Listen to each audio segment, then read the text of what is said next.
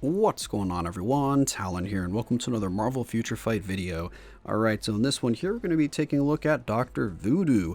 And yes, this is still on the test account, so this is still pre-update, so there is still a chance that some of this stuff could be changed in terms of the damage, the multipliers, or anything like that. So this is still not set in stone. There might still be some changes from now to the live version. And also, this video is brought to you by Netmarble and the Star Agents program. So now that that is out of the way, let's go ahead and dive right in and take a look at Dr. Voodoo here. So they gave him to me at level 70 here. I leveled up the last gear here just a little bit, get the extra skill cooldown, because I don't think he had that on any of the other skills or any of his other gears, I mean. Yeah, he has ignore defense as a second stat on here, which is nice, but he has no skill cooldown on any of these, so he is going to be a little bit low on that department. For the skills here, I guess we'll start off with his tier 2 passive actually. So his tier 2 passive activates every time you use the fourth skill, I believe that is. Yeah, Soul Magic Eruption is the fourth skill. He's going to have a 90% chance to become immune to fire damage, and then he's going to increase his skill damage by 45% and his bonus damage by 45%. Lasts for 12 seconds, and it's on a 12-second cooldown, so basically anytime you use the fourth skill, you're going to have this buff active. And I believe the fourth skill is on like a 8-second cooldown. What is it on?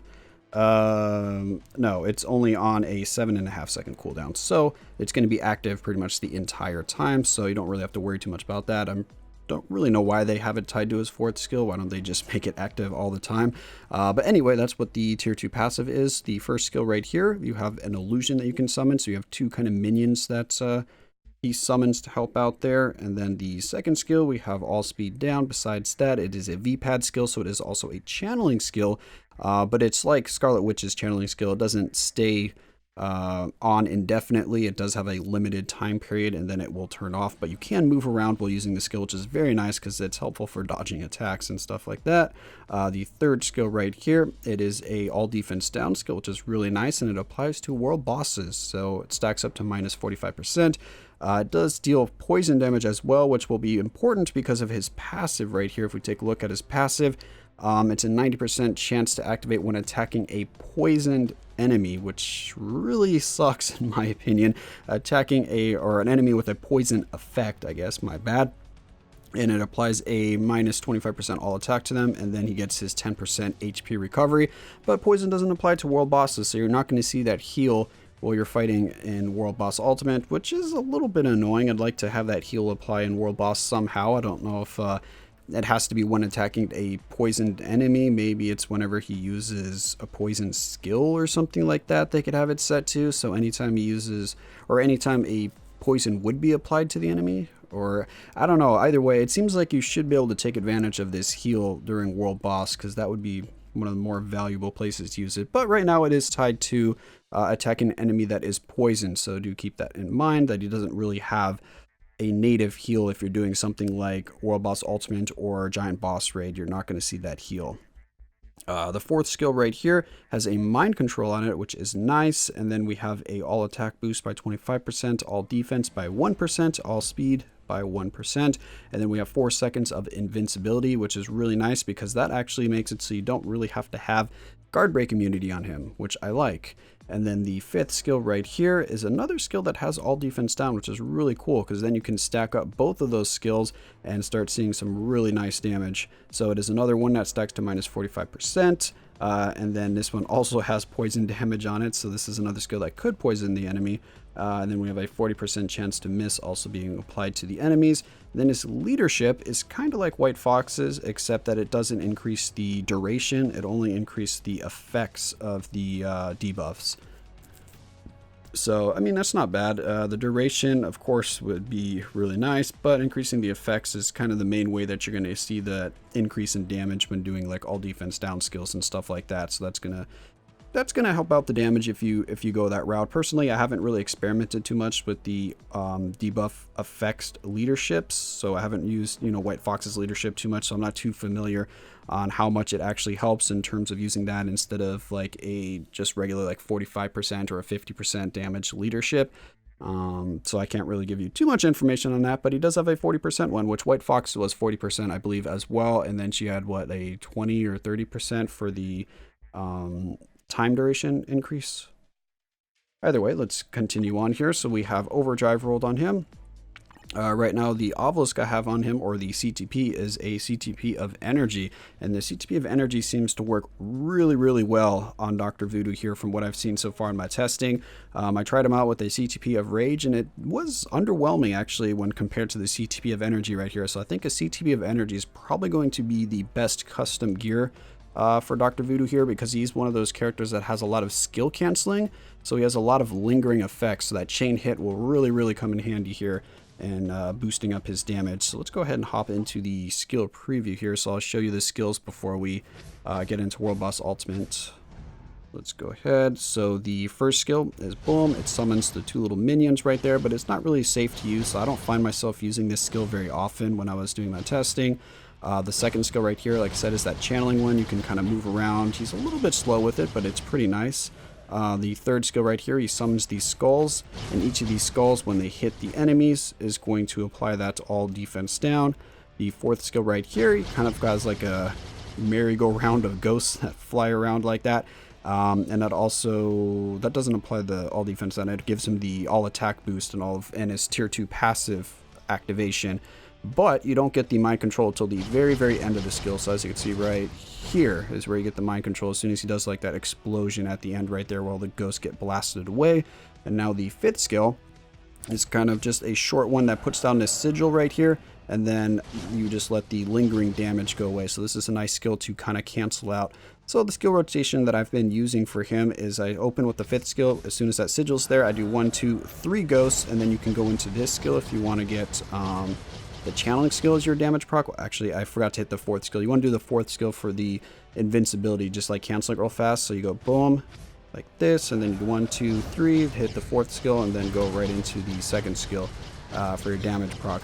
But the one that I found that seems to work even better than that is you just go into the fifth skill, do 1, 2, 3, and then you actually just proc on the fourth skill and let that play out. For some reason, the fourth skill seems to do a massive amount of damage, and I don't know if that's just because I was doing my testing against Coal Obsidian, which has the debuff duration reduction, or am I saying that right? He reduces the amount of time that he's debuffed, so I don't know if that's why the channeling skill ends up doing less damage overall, because it gets like a burst of damage at the start, but then Coal Obsidian kind of shrugs off the debuff, and then you start doing very, very low damage. Let's go ahead and hop into World Boss Ultimate, and I can show you a little bit of the damage there and show you what I'm talking about. Alright, so here we are at World Boss Ultimate. We're just going to do a stage 30 Coal Obsidian here. We have She-Hulk's leadership, and then we have Wave for her tier 2 passive. I kind of just threw her in because she was at the top here. And then we're going to go on without any strikers, so we can see Dr. Voodoo's damage and survivability without any outside influences. Alright, so there is a chance that we can get guard broken, which can be a little annoying because if you notice during the skill preview, the third skill has little intermittent iframes where you doop, doop, doop, and then you go right here. So there's the second skill damage.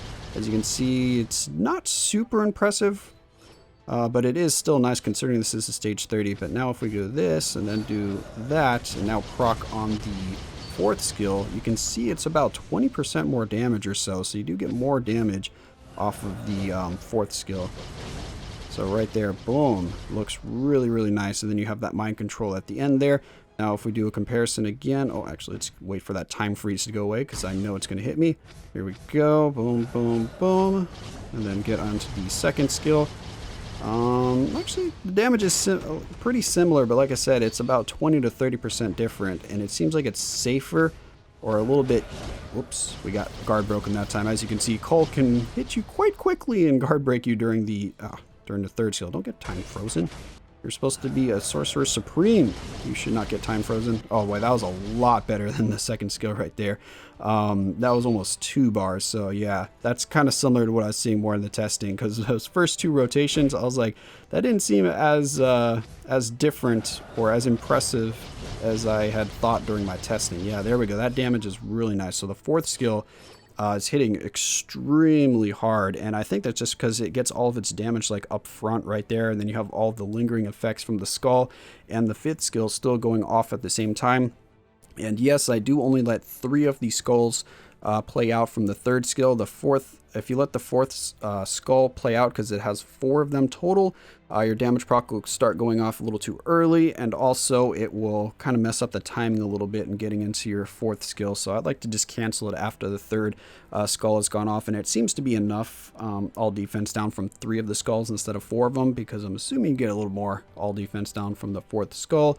But either way, that's kind of how I've been playing Dr. Voodoo right now. So those are the 2 rotations that I've found for him that seem to work quite well, especially with a CTP of energy. And he does have a lot of kind of lingering effects. And I think the safer rotation is to proc on the 4th skill.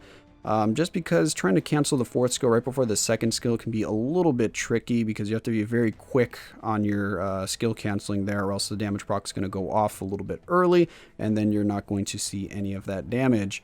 But overall, Dr. Voodoo, he looks like a really fun character. He's got really high damage output, and if I just kind of get a little more accustomed to his skill rotation, I think he's going to have really good survivability as well. I think I'll be able to keep him out of harm's way, because you do have to do a little bit of kiting around, and then the main area you're going to get hit at is kind of the transition on the 3rd skill when you're going from iframe to iframe to iframe, because he has that little tiny gap. And you saw once right there, we did get guard broken out of the 3rd skill because he hit me during one of those teleports when summoning the skull, which can be a little bit annoying. So if that really bothers you, you can probably put a CTP of destruction on him and get away with that. But with all those hits, I really think a CTP of energy and that chain hit damage will be more valuable for Dr. Voodoo here. And again, I don't really think a CTP of rage is going to suit him very well. It didn't really do much better than a CTP of energy. If anything, it seemed to be quite a bit worse than a CTP of energy when I was trying that out. But keep in mind, this is on the test server. This is not my account, and I do not have a lot of crit rate or dodge on this account. So the CTP of rage does rely on both of those stats in terms of increasing your all attack or increasing your damage. So that could be why the CTP of rage testing that I've been doing on this test server here might be a little underwhelming compared to what you would see in a real scenario on your account when you're actually building the character to have capped crit rate and capped dodge. So yeah, just wanted to mention that just so you know. But right now, CTP of energy, way to go. Dr. Voodoo, looking quite strong, so I'm happy with him as well. Overall, I'm liking these new characters. Maybe Swordmaster is the only one I was a little underwhelmed with, but besides that, Arrow and Dr. Voodoo, I am quite excited to get my hands on. Dr. Voodoo, it does say you acquire him in the shop, so that means he is probably going to be a bio-selector character, so you can get him just with your regular Shadowland selectors.